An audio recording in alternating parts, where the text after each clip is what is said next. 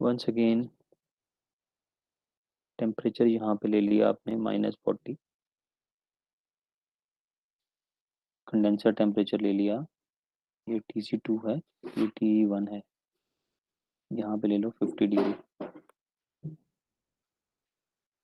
ये है TC1, ये है TE2. Now I am saying that TC1 is equal to TE2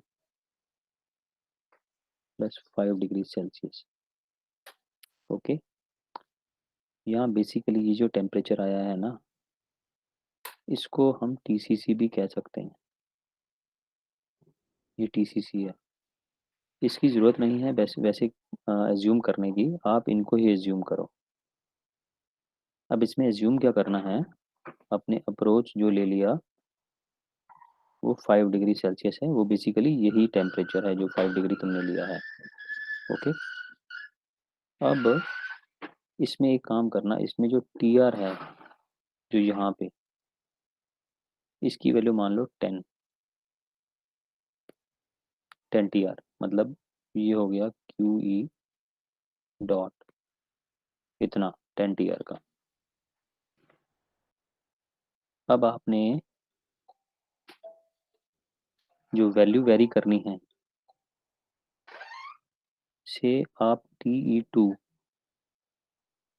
की वैल्यू ले लो मिनिमम -35, इसमें प्लस प्लस 5 डिग्री सेल्सियस करते जाओ. लेकिन आपके पास प्रोग्राम है, तो प्रोग्राम जब बनाओगे तो 5 डिग्री का 0.1 भी कर सकते हो. तो फाइनल वैल्यू जो आएगी TE2 की, वो आप ले सकते हो 40 डिग्री सेल्सियस.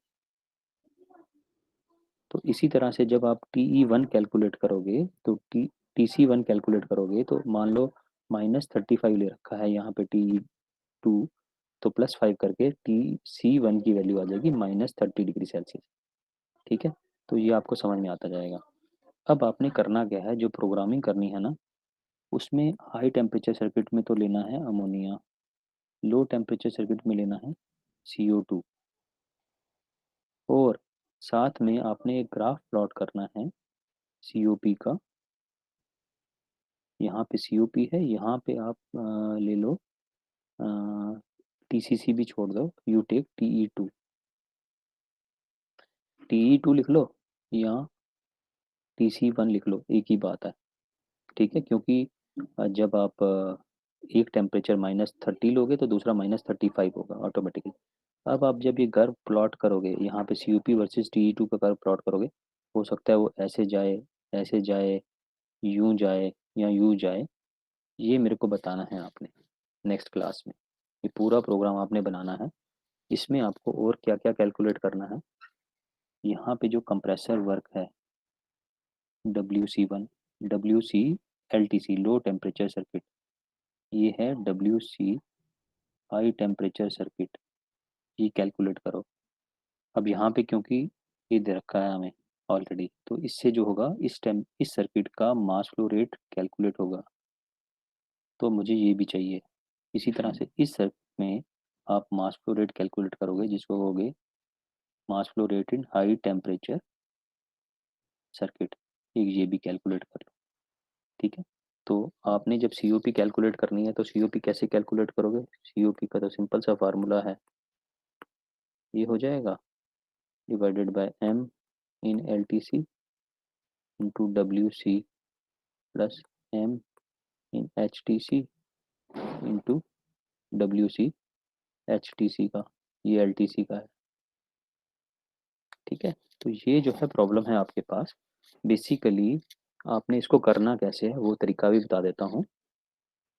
एक अगर आपको कहीं से अमोनिया, पहले एक काम करना, यही टेम्परेचर लिमिट्स लेना जो यहाँ पे मैंने आपको बताई हैं. ये 50 डिग्री मान लेना, इसको -40 मान लेना, और CO2 और अमोनिया रेफ्रिजरेंट्स मान लेना, ये इतना ही ले लेना 10 TR का. और यहाँ पे जो TE2 की वैल्यू है ना 50 और -40 के बीच में, 50 और -40 के बीच में आप इसको 0 डिग्री सेल्सियस मान लो। चलो, और इसको मान लेना 5 डिग्री सेल्सियस। इनिशियली ये मान लेना वैल्यूज, और उसके बाद इसकी हैंड कैलकुलेशन करो।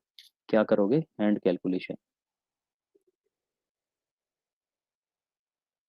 हैंड कैलकुलेशन के रिजल्ट जब आपके पास आ गए, अगर आपको CO2 का ना मिले प्रॉपर्टीज, तो आप क्या करना, यहाँ पे R134A ले लेना।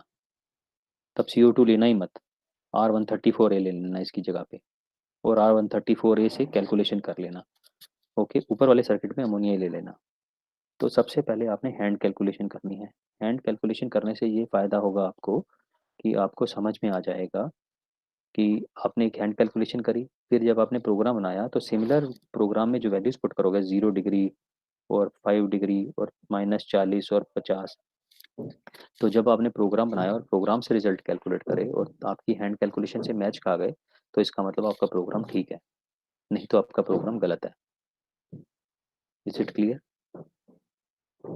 ये मैंने एक्सप्लेन कर दिया है, मैं इसको भी अपलोड कर दूंगा यूट्यूब पे, तो आप इसको दोबारा सुन लेना, आपको समझ में आ जाएगा कि आपने करना क्या है। ठीक है?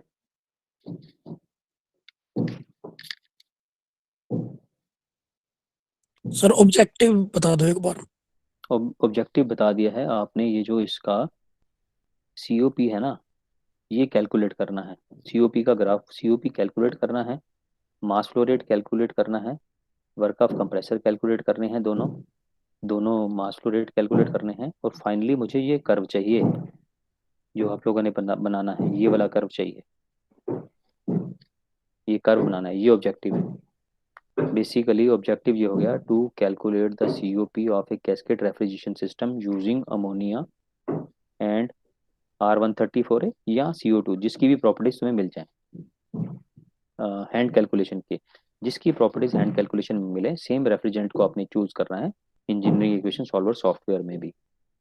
और उसके बाद पूरी हैंड कैलकुलेशन करोगे, उसमें पूरा प्रोसीजर लिखोगे कि तुमने पहले क्या कैलकुलेट किया, दूसरा स्टेप, स्टेप वाइज चलोगे, वो उन्हीं स्टेप्स के बेसिस पे इंजीनियरिंग इक्वेशन सॉल्वर सॉफ्टवेयर में प्रोग्रामिंग करोगे। ठीक है? और अल्टीमेटली जब ये ग्राफ प्लॉट करोगे, ये जो तुमने ग्राफ प्लॉट करा COP का, जो कि यहाँ पे TE2 के कॉरस्पॉन्डिंग आएगा, नॉर्मली जो ग्राफ आएगा, जो मुझे याद आ रहा है वो ऐसा आना चाहिए। ठीक है? तो जहाँ पे वैल्यू मैक्सिमम आ रही है ना, मुझे वो बताना कि वो मैक्सिमम वैल्यू कौन से टेम्परेचर पे आती है, कौन से TE2 पे आती है, ये आपने ढूंढना है उसमें पैरामीट्रिक टेबल में से। पैरामीट्रिक टेबल आपको बनाना सिखा दिया था पिछली बार, पैरामीट्रिक टेबल के बेसिस पे ही आप जो है ग्राफ भी प्लॉट करते हो। तो वहाँ से पैरामीट्रिक टेबल से आपने वैल्यू देखनी है कि COP किस टेम्परेचर के कॉरस्पॉन्डिंग, किस TE2 के कॉरस्पॉन्डिंग मैक्सिमम आती है। यही ऑब्जेक्टिव है। Is it clear? Yes sir. चलो ठीक है फिर।